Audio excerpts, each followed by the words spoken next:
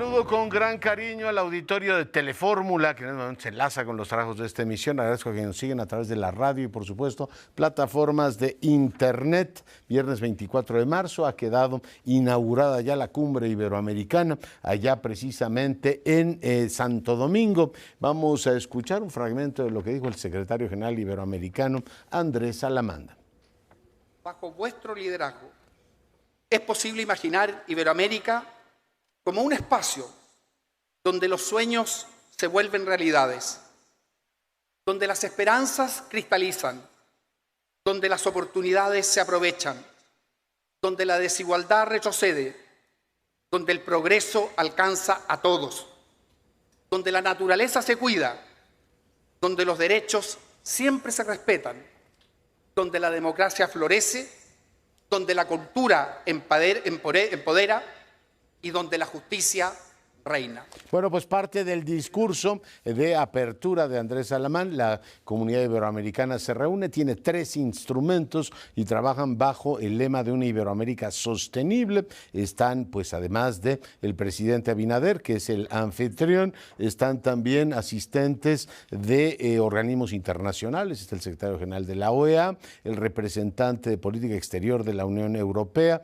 y naturalmente están los socios iberoamericanos. Está el rey de España, Felipe VI, llega también Pedro Sánchez, está Marcelo Rebelo de Sousa, presidente de Portugal, uno de los políticos más populares del mundo. Está también el primer ministro de Portugal, está el presidente de Uruguay, de Argentina, de Bolivia, está la presidenta Castro de Honduras, está el presidente Luis Arce de, en este caso, Bolivia, está el presidente de Cuba, va a llegar también Nicolás Maduro, la cita iberoamericana allá en la República Dominicana. Por parte de México asiste el subsecretario Maximiliano Reyes, con quien nos enlazaremos en un momento más. En el ámbito de América del Norte, Joe Biden y Justin Trudeau se reúnen. Ambos mandan una señal de que hay una unión entre los socios atlánticos, en este caso Norteamérica y el eje atlántico, desafío que se planteó desde el otro lado del mundo después de la reunión Xi Jinping-Putin. En este caso el mensaje que están mandando el líder norteamericano y el canadiense es que ante el eje Rusia-China, ellos van a proveer resultados y soluciones para una economía baja en carbono. Además hablaron del tema de la pandemia, la economía, ayuda humanitaria y seguridad internacional. 2 importantes reuniones pues en el ámbito americano, en el ámbito iberoamericano, en este caso con la presencia de España y Portugal también.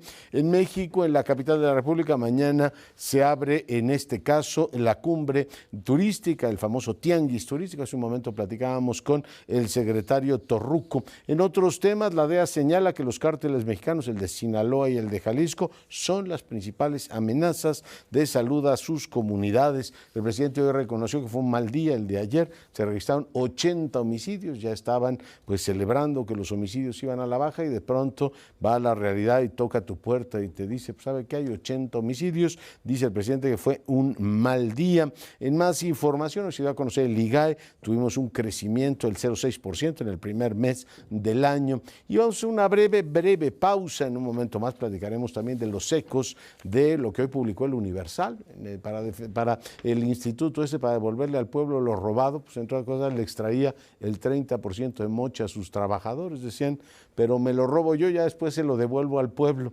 Increíble. En un momento regresamos con toda la información. Seguimos con la información. Tengo aquí el listado de aspirantes, hombres y mujeres, en este caso del INE, para ser presidenta. Bueno, tendrá que ser mujer la consejera presidenta, pero está pues todas las quintetas, cómo se van a integrar. Hacia las 9 de la noche tendrán que estar ya efectivamente publicados los nombres de las quintetas para ver cómo en este caso, procesan los legisladores. En más información, la DEA dio a conocer un informe, aquí lo tengo, que remite en este caso el Departamento de Justicia, en donde está encuadrada, y dice en términos generales, fíjese, En este momento la misión de la DEA de proteger la salud y la seguridad de los estadounidenses nunca ha sido más importante. Los cárteles de Sinaloa y Jalisco están operando en más de 40 países alrededor del mundo y traficando fentanilo y metanfetamina que causan daños catastróficos en los Estados Unidos. Las operaciones internacionales son fundamentales de ese departamento para derrotar esta amenaza y esperamos implementar las recomendaciones del equipo de revisión independiente para actuar con la mayor eficacia y la mayor integridad posible. La DEA aprecia el trabajo del equipo de revisión independiente que se basó en los esfuerzos de la Oficina del Inspector General del Departamento de Justicia. Es un documento muy amplio, firmado, como le digo, por Ann Milgram. Hoy se reconoció efectivamente el tema, el alcance que tienen estas organizaciones criminales mexicanas, que tienen, pues como ve, un alcance, según la DEA, en 40 países. Estamos hablando de cosa menor. Esto pues avanza la discusión en los Estados Unidos de quién y cómo se les está conteniendo, no solamente en este caso la casa matriz, que sería México, sino pues si ya operan en 40 países, la verdad es que la responsabilidad debe ser mucho, infinitamente más amplia. Pero interesante también que el día de hoy la secretaria de Seguridad de este país, Rosa Isela, dijo algo pues para mí muy juicioso, una declaración con la que estoy al 100% de acuerdo, pues los gobiernos deben trabajar unidos si no quieren que las organizaciones criminales en este caso, rebasen por la derecha o por la izquierda, por donde ustedes quieran, y anunciaron que los próximos días, en abril, va a haber una reunión allá en los Estados Unidos, una cumbre del fentanilo, fue parte de o sea, para combatir el fentanilo, entiendan, no para promoverlo. Interesante, pues, el asunto del trabajo conjunto entre México y Estados Unidos para enfrentar este tema. Vamos contigo, Sara Pablo, buenas noches. ¿Cómo estás, Leonardo? Muy buenas noches. Esta mañana el presidente Andrés Manuel López Obrador acusó al gobierno de Chihuahua de hacerle una propuesta indecorosa a la federación, y detalló que tras el asesinato de los dos padres jesuitas, un guía de turistas y un joven aficionado al béisbol, se planteó desde el gobierno estatal la posibilidad de que si se retiraba el ejército aparecerían los cuerpos de las víctimas, ofrecimiento que dijo fue rechazado. Hay propuestas y uno decide si las acepta o no. Hay propuestas indecorosas siempre. Nos mandaron a decir de que si salía el ejército iban a entregar los cuerpos y dijimos no, y de repente ya se había buscado y no estaban los cuerpos, y de repente aparecieron los cuerpos por donde ya se había buscado, o sea que cambiaron de parecer, porque la propuesta es ya entregamos los cuerpos y váyanse, y dijimos no, del gobierno de Chihuahua. ¿Qué sucedió? Aparecieron los cuerpos y no salió del ejército, y lo mismo la Guardia Nacional. Y bueno, pues se le preguntó si fue la propia gobernadora Maru Campos quien le hizo esta propuesta, dijo que no, que fue a través de un informe. El Ejecutivo calificó como lamentable. ¿Cómo le van a hacer esa propuesta, Dios mío? Sí, y bueno, se señaló que el presidente, que todo esto se originó justamente por la tolerancia de autoridades locales al grupo criminal que actuaba en Urique. Incluso José Noriel Portillo Gil, el Chueco, era patrocinador de un equipo de béisbol. Añadió que uno de los sacerdotes asesinados lo conocía, ya que lo llamó por su apodo y aún así pues lo mató. Dijo que fuerzas federales seguirán en la región el tiempo que sea necesario. Lo ajusticiaron.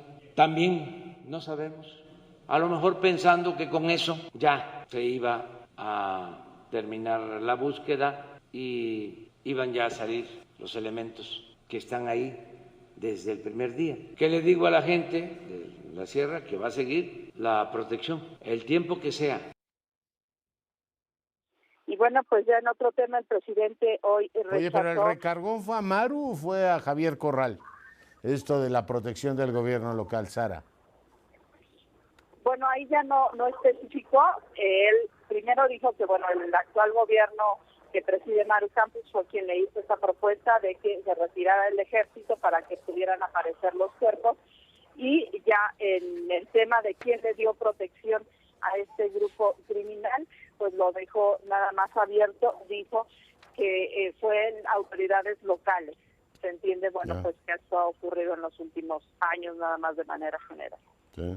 ¿Y qué más ocurrió, mi querida Sara? Y bueno, pues hoy señaló que son falsos también estas declaraciones del secretario de Estado de los Estados Unidos, Anthony Blinken, quien dijo durante una comparecencia en el Senado que algunas partes de México están controladas por el crimen organizado. Consideró hoy que Blinken es una buena persona, pero dijo que se vio orillado a responder así ante los cuestionamientos de un legislador republicano. Él estaba informando de la cooperación que hay entre los gobiernos. A él le consta pues, que estamos trabajando de manera coordinada, pero lo interrumpió y le dijo, a ver, y entonces tuvo él que decir de que sí, lamentablemente, ¿no?, que había regiones de México dominadas por el narco. Eso es falso, no es cierto. Pero bueno, ya bastante, digamos, más moderado que el primer día que habló el presidente del informe justo del Departamento de Estado sobre Derechos Humanos. Hoy dijo que Blinken está haciendo su trabajo al defender a esta empresa Vulcan, la que está instalada en Playa del Carmen, y dijo que, bueno, pues este ingreso de las fuerzas federales reiteró que, bueno, pues fue después de que se obtuvo un amparo por parte de Cemex y que el puerto, bueno, pues tiene que ser compartido. Es decir, finalmente que señaló que que esperaba que Blinken se enterara de que esta empresa pues ha cometido un ecocidio en esta región de Playa del Carmen, Leonardo. Ya. Oye, del devolver al pueblo lo robado, ¿comentó algo? No se comentó nada el día de hoy. Ya. Bueno, pues muchas gracias, Sara. El presidente está en Chiapas, ¿no? Sí, bueno, está en Chiapas y iba a recorrer la zona con las obras del Tren Maya. Oye, y ya está volando con aviones oficiales todo el tiempo, ¿no? ¿O hoy voló con vuelo comercial? Pues entendemos que la ida sí fue con comercial, pero ya, digamos, todo el recorrido es a través de un helicóptero. Muy bien. Bueno, pues muchas gracias, Sara. Muy buenas noches. Y bueno, me enlazo ahora hasta la República Dominicana con el subsecretario Reyes, a quien veíamos en las imágenes al iniciar este espacio informativo, la inauguración de la Cumbre Iberoamericana. Subsecretario, buenas noches. Leonardo, ¿cómo estás? Buenas noches, muchas gracias por la oportunidad de platicar contigo y con tu auditorio. Le agradecemos mucho, por supuesto, la oportunidad de hacerlo, el enlace hasta la República Dominicana. ¿Cuál es la perspectiva que tiene México de esta cumbre? Recordar que la cumbre es una de las aportaciones de la diplomacia mexicana al espacio iberoamericano. Subsecretario. Sí, claro, pues primero creo que hay que celebrar que nos pudimos reunir después de casi 3 años en que esto no sucedía. Segundo, destacar que sigue siendo un espacio natural de diversidad y de presencia absoluta de los países latinoamericanos, más España, Portugal y Andorra. Y bueno, hay 4 productos concretos que tienen que ver con compromisos de los países en materia ambiental, en materia de acceso a los servicios digitales, en materia de participación política de las mujeres, y en nuestro caso estamos impulsando la red de mujeres negociadoras de Iberoamérica, que es una propuesta que en México abandera la titular del Instituto Nacional de las Mujeres, Nadine Gassman, y que vale la pena mencionar que somos la única región que no tiene una red de mujeres mediadoras en el mundo. Entonces teníamos ese pendiente y ha sido recibido con gran simpatía por los hermanos iberoamericanos. Ya. Oiga, una reunión en la cual nadie se reserva el derecho de admisión. Están Díaz-Canel, entiendo que va a llegar también Maduro, subsecretario. Sí, aquí está el presidente Díaz-Canel. No sé si el presidente Maduro venga o no. Oí que lo anunciaron oí que lo anunciaron en la inauguración, que estaba por llegar, ¿sí? Bueno, hasta el momento, acá son las 10 de la noche y no ha llegado, pero bueno, te comentaba al principio que es una mesa donde todos estamos sentados, y eso me parece que es muy importante en estos momentos. Ya. Oiga, ¿tuvo ocasión de escuchar la recomendación que hizo el embajador de Colombia aquí en México de abrir negociaciones incluso con el narco, subsecretario? Pues no la escuché, pero leí una nota. Está llegando a México, es una persona joven, y bueno, lo que él me comentó es que lo sorprendieron ahí los medios de comunicación. Ya. Y eso fue todo. Oiga, pero está pendiente una conversación, ¿no?, entre Petro y el presidente sobre ese tema de las drogas. Sí, de hecho tenemos la idea, la iniciativa de armar una reunión latinoamericana en ese sentido. Estamos trabajando en ello. Yo creo que sería en el segundo semestre de este año, y es un pendiente importante que tenemos en la agenda de México y Colombia. Ya. Oiga, ¿algún otro elemento sobre la reunión de, en este caso, Santo Domingo, subsecretario? Pues mira, la verdad es que, te repito, creo que es muy importante que nos hayamos podido reunir. Siempre es bueno contar, discutir de los temas, hacer propuestas, pero hoy, después de la pandemia, creo que es mucho más trascendente. Hay muy buen ánimo, buena concurrencia, y yo destacaría, insisto, lo útil que es que todos estemos sentados a la mesa. En diversas ocasiones hemos comentado contigo que los retos que tenemos en la región no reconocen fronteras, y a veces los gobiernos nos quedamos atrás en enfrentar esos retos por diferencias políticas, ideológicas, etcétera, y el espacio iberoamericano es un espacio abierto siempre, y creo que su utilidad es muy importante en ese sentido. Ya. Oiga, veo que ha aprovechado también para reuniones bilaterales, vio al ministro brasileño, al secretario portugués, subsecretario Reyes. Sí, yo ya tuve oportunidad justamente de hablar con mi homólogo portugués, con mi homólogo italiano, con el canciller brasileño. Mañana tendré 3 o 4 bilaterales más para avanzar en las agendas que corresponden a nuestra región y en los temas importantes para México. Muy bien. Subsecretario, le agradezco mucho el enlace. Buenas noches. Gracias, Leonardo. Como siempre, el agradecido soy yo de poder platicar contigo, con tu auditorio. Buenas noches, buen fin de semana. El subsecretario Maximiliano Reyes, el subsecretario de América Latina, es el representante de México, en este caso, para la cumbre iberoamericana, pues que se acaba de inaugurar hace un momento. Fíjense que hoy publicó Reforma una encuesta entre universitarios de cómo quién prefiere entre las corcholatas, como les llama el presidente, entre los suspirantes de Morena, y en las universidades en general gana Marcelo Ebrard.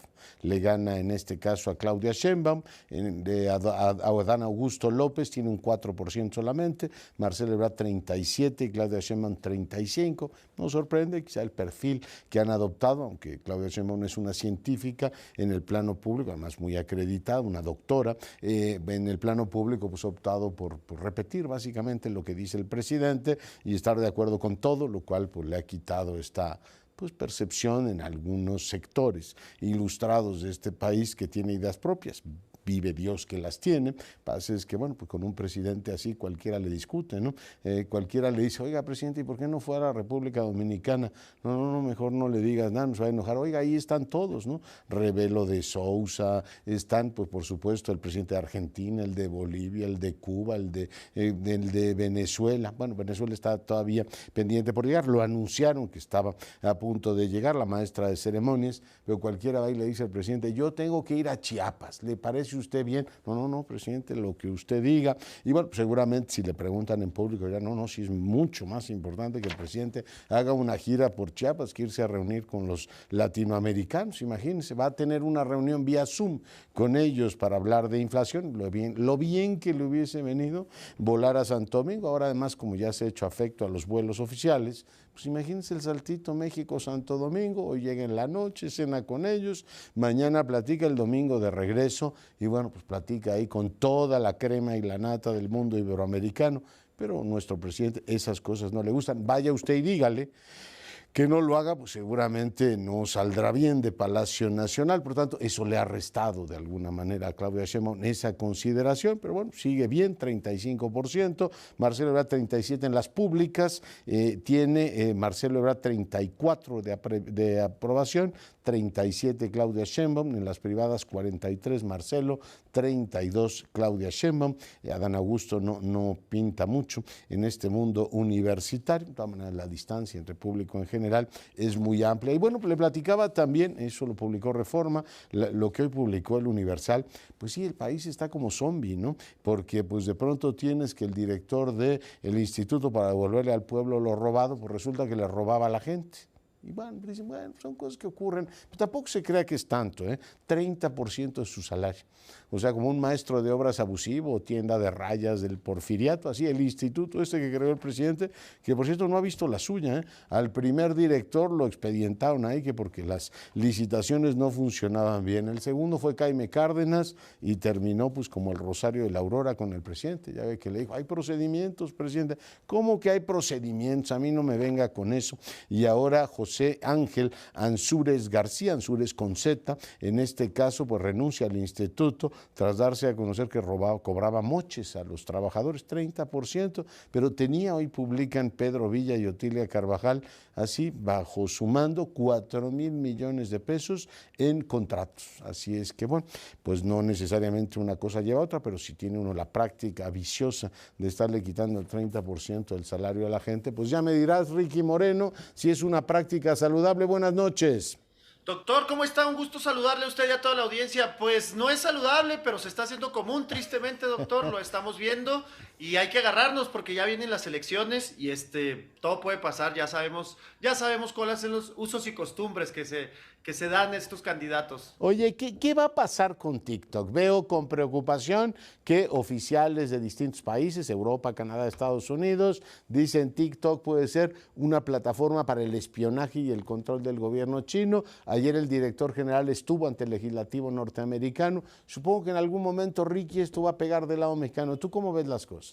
Por supuesto, doctor, bien lo señala usted. TikTok está en el banquillo de los acusados en el Senado de los Estados Unidos y es que no es poca cosa, doctor. TikTok tiene 1,000 millones de usuarios activos en el mundo. En Estados Unidos tiene tan solo 150 millones. En México tiene 57 millones de usuarios activos. Estamos diciendo que casi 1 de cada 2 mexicanos usamos TikTok, ¿no? Y la verdad es que es algo que preocupa y sobre todo porque bien lo señala, en Estados Unidos están muy preocupados por las elecciones presidenciales y están acusando directamente que Pekín puede estar o tener injerencia directamente en el resultado de las elecciones vía TikTok y como bien señalaba usted, justamente el CEO de esta compañía, el singapurense, es importante decir que es de Singapur porque por ahí lo confundieron en el Senado de los Estados Unidos con chino, él es singapurense, se llama Shou Zi Chu y él ya compareció y fueron preguntas de toda índole, doctor. Por ejemplo, le preguntaban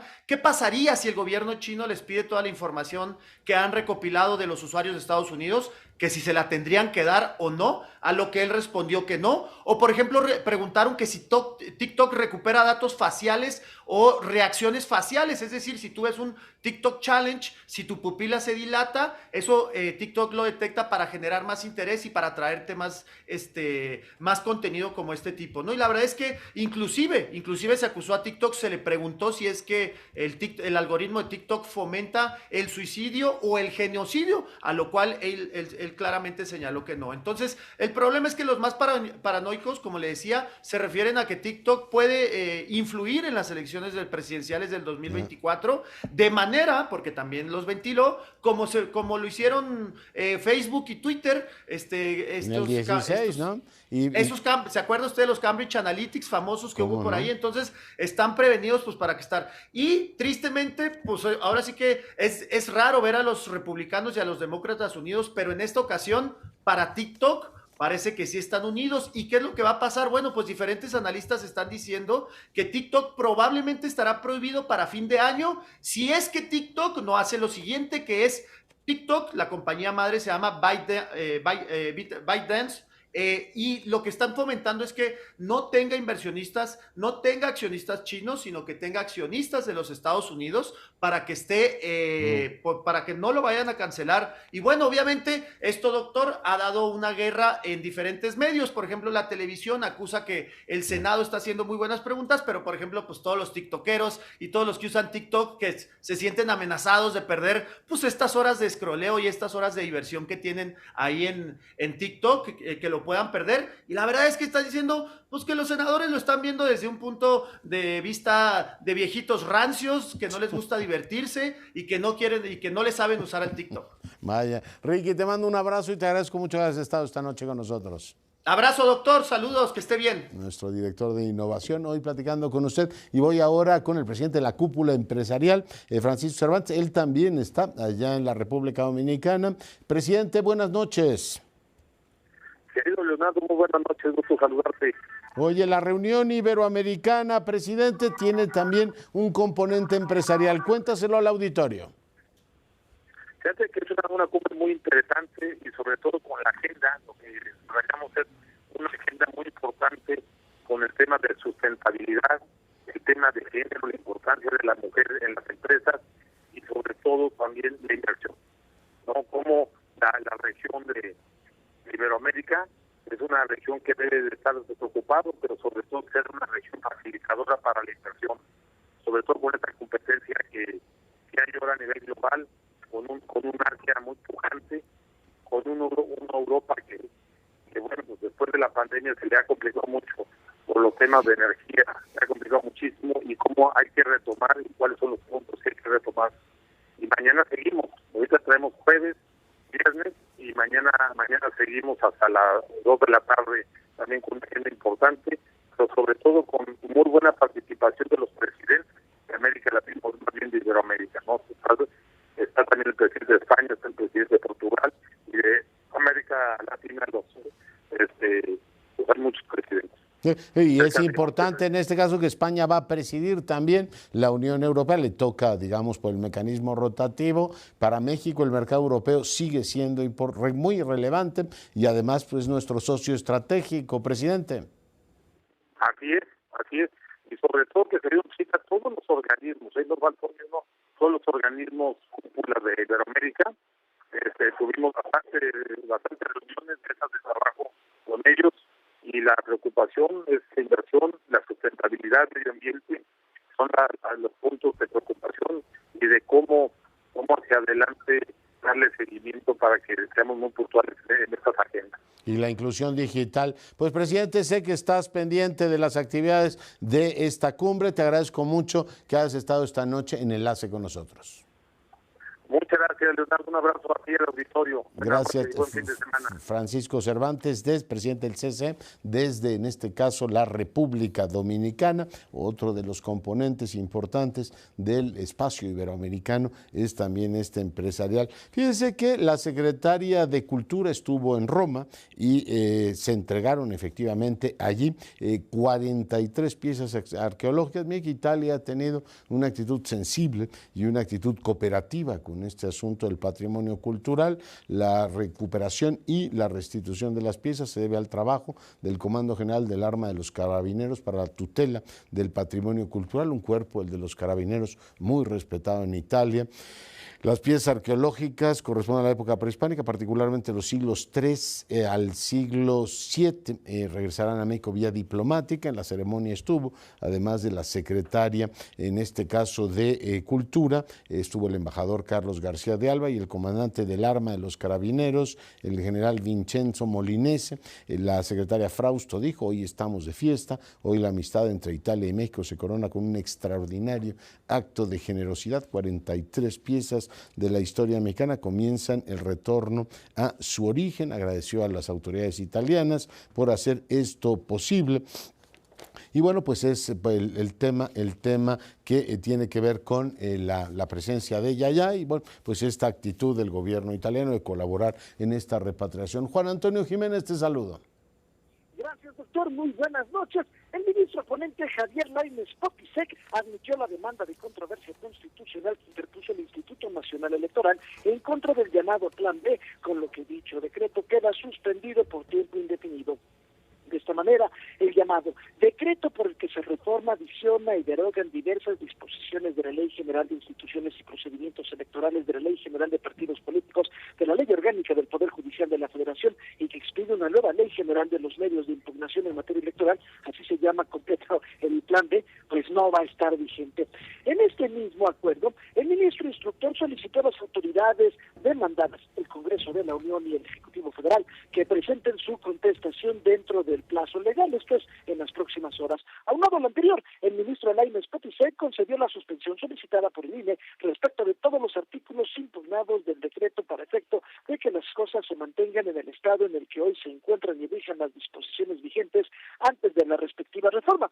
Dicha suspensión fue otorgada debido a que el decreto no solo contiene normas de carácter general, sino también actos concretos de aplicación, sobre todo los cuales la suspensión generalmente se concede. Y es que la Suprema Corte, doctor, ha resuelto en ocasiones anteriores en controversias constitucionales que sí corresponden otorgar la suspensión, aun tratándose de leyes, cuando consideran vulnerar que se vulneraron los derechos humanos. Aquí se vulneraron los derechos humanos. Oye, la guillotina no tiene plan B en este espacio, mi querido Juan Antonio. Un saludo.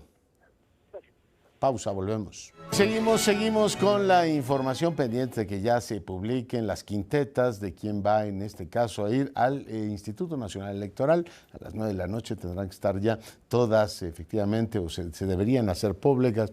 9 de la noche, minuto más, minuto menos. Estaremos, por supuesto, pendientes de ese tema. Le comentaba ya hace un momento también que la Suprema Corte de Justicia admitió la demanda presentada por el Instituto Nacional Electoral contra las reformas legales que modifican tanto su estructura como sus procedimientos y concedió la suspensión solicitada. Así es que, bueno, son cosas que están ocurriendo en estos momentos y tengo la enorme fortuna de recibir en el estudio una mujer a la que admiro y quiero mucho. La admiro por su trayectoria, por todas las cosas que me ha enseñado. María Luisa Tabernier, bienvenida. Más bien tú me has enseñado a mí. Bueno, nos hemos enseñado Muchas mutuamente, gracias. pero en este caso yo te agradezco a ti todo lo que me has enseñado. Una gran conocedora del vino y todo lo que implica en términos culturales para el mundo entero y en este caso para nuestro país. María Luisa. Pues mira, es que tengo la muy gran fortuna de ser amigo de Rondi Frankel, la autora Aquí de... le damos la bienvenida, Rondi, bienvenida. Muchas gracias. La autora de este libro, Vinicultores de las Californias Hispánicas. Hizo un estudio maravilloso a partir de una conferencia que dio Harry Crosby, un historiador, fotógrafo, y entonces quedó tan fascinada de cómo él explicó la historia de la California o de las Californias, que decidió emprender un estudio de cómo llegaron las primeras vides a las tierras de allá, de las Californias. Más tarde, pues tuvimos la oportunidad de intercambiar métodos de cata, de degustación de vinos, y finalmente, pues, tuve la oportunidad de hacer la presentación para su libro. Y pues, ¿qué te parece si mejor habla ella? ¿Qué te parece si nos lo cuentas, Rondi? Pues, en primer lugar, muchísimas gracias. Gracias a ti por venir y gracias por hacer este libro. Lo tengo aquí, es bellísimo además, muy Gracias. documentado. 25 años de investigación. A mí me gusta muchísimo la historia local y me fascina la historia del vino. Y cuando empecé a investigar me di cuenta de que muchas de las ideas alrededor de lo que es la historia del vino en México no son exactas, digamos. Entonces, se habla mucho de los misioneros, pero los misioneros no estaban solos. Hay mitos. Es una historia muy apasionante. ¿Qué mitos? Empecemos por desmontar los más comunes, Rondi. Bueno, el que más me molesta es el mito de que Fray Junípero Serra plantó el primer viñedo del estado de California. Eso no es cierto. No es cierto. ¿En qué año es el registro? Veo aquí que la naranja dulce llegó en 1518 a Veracruz y la primera uva la tenemos registrada en 1529 en Morelos. Ajá. ¿Y en California cuándo fue el primer viñedo? 1703 en Baja California Sur. En Baja California Sur. ¿En Loreto? ¿Dónde fue? Cerca de Loreto, San Javier. Ya. Oye, la uva y los viñedos tienen efectivamente un complemento que era vino para consagrar y también aprovechaban los padrecitos para tomarse su pero copita, también era medicinal. Bueno, cuéntame. Era muy importante el vino, en tanto culturalmente como, como para la misa. También hacían aguardiente. La misa y la mesa, ¿no? La misa y la mesa, exactamente. Pero también se hacía aguardiente y era alcohol para curar heridas de las flechas de los indígenas. Claro. No, porque no todo era miel sobre hojuelas. Entonces es verdaderamente algo apasionante. Entonces no es el santo californiano, no es Junípero Serra el primero, pero bueno. La otra cosa que me encantó enterarme es que se habla de la conquista española, pero los soldados que llegaron eran de Nueva España. Y ya se percibe la cultura mexicana. Entonces fue California y Colorado son proezas mexicanas, ¿no? Es una colonización ya mexicana. Y Arizona y Nuevo México y Texas, etcétera, etcétera. Espero que no nos pidan un día que nos disculpemos también por haber llegado ahí. Imagina, a ver, que venga López Obrador a disculparse de los mexicanos que llegaron a Colorado. Exacto. Espero que no ocurra todavía. No. Pero a ver, ¿cómo va avanzando? Veo aquí que hay una primera ejemplificación en ese bellísimo convento que es el de Huejotzingo. Es maravilloso. Es Que maravilloso. es uno de los más antiguos del continente. Y a lo mejor fue el primero de Morelos que tuvo viñedos. Que es el del 1500 y pico que tienes aquí. Ajá. Te prometo que te voy a leer aquí. El segundo capítulo es El sueño californiano del padre Quino. Él es el que lleva las primeras viñas. No, pero él fue el que impulsó. Ellos, los jesuitas, querían evangelizar la Baja California, lo que ellos llamaban en esa época la California. Pero aquí no lo mandaron a Sonora. Entonces él fue una vez a Baja California, pero ya no volvió a ir. El héroe de todo es ese señor. Juan de Ugarte. Juan de Ugarte. Sacerdote jesuita. Él es el que pudo finalmente no solo plantar el primer viñedo, sino que plantar comida, sembrar verduras y maíz y trigo, y salvó la empresa jesuita, pues estaban muriendo de hambre. ¿Pero qué eran haciendas las jesuitas o qué eran? Misiones. Y a partir de las misiones, pero digamos el abasto de alimentos y el vino era una organización. Era autosuficiente. Era autosuficiente. Y había un misionero por misión. Uno. El padre Ugarte. Bueno, veo que está efectivamente su retrato en el Museo del Virreinato. Iré a verlo. Sí, ¿No? sí, ¿Cómo ve uno con ojos diferentes todo eso? Sí. ¿Qué otro mito hay que desmontar? Pues eso, hay sobre todo mitos acerca del origen del vino en California. Yo viví en Ensenada 5 años y medio y viviendo allá te das cuenta de la cercanía que hay entre los dos lugares. Es una línea imaginaria en el suelo. No cambia las familias, no cambia las culturas. Entonces, en las historias del vino de California no figuran los mexicanos, porque eran mexicanos culturalmente, que plantaron los primeros viñedos. Dicen, hay un personaje fabuloso húngaro, Agostón Jarasti, y a él le dicen el padre del vino californiano. Así lo aprendí yo. Ajá. Pero él llegó a California y se encontró con los grandes viñedos del General Vallejo. Fíjate. Que era el de San Francisco, ¿no? En muchas historias del vino no te lo ponen. No te lo ponen. Yo aprendí con Carazzi. Fíjate que yo tenía la idea que era todo esto bastante nuevo, que el vino más antiguo era el de Coahuila, el de Parras, que creo que sí es el más antiguo, ¿no? Pero que esto era un negocio bastante... Es la vinícola más antigua, la de Parras, Coahuila. Sí. Que es así como muy noble también. Pero que de las Californias era bastante más reciente, María Luisa, pero ya veo que no. No, pero... ¿Cómo ilustra leer? Y ya ves que me enseñas un montón de cosas. ¿Cómo eres? No. Pero es interesante ir a la... Y bueno, no solamente es el desarrollo, en este caso del vino, sino toda una cultura en torno al mismo. Sí, cultura, la gastronomía. ¿Sí? Ay. Sí, tú siéntate en tu casa. Gastronomía ahí. La cultura gastronómica en Baja California y en California incluye siempre el vino. En los recetarios, hay recetas en el libro también, si quieres hacer una. Cocinaban con vino. Mejor me invitas, sí. Entonces era una parte muy, muy, muy importante. El asunto es encontrar, porque encuentras un dato aquí, un dato allá, y el asunto es juntarlo todo y percibir que hay una historia. Entonces, los primeros viñedos son en la Baja California Sur, y ahí va subiendo hasta lo que hoy es de ese gran imperio que es Napa y todo lo demás, ¿no? Ahora.